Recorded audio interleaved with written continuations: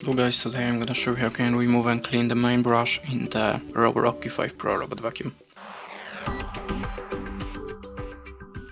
So in the first step we need to flip the robot. Now push to the center these two elements, remove the top cover, and as you can see there are two brushes. If you want to remove it, just leave it up. As you can see, we can remove it with no any problem and clean with the clean tool, or if you have a problem with the tangled hair, you can use the scissors to just cut it. Then put it back like before, start from this side, then arm it to the second hole and close the cover.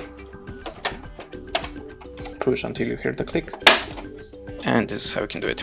Thanks for watching and goodbye.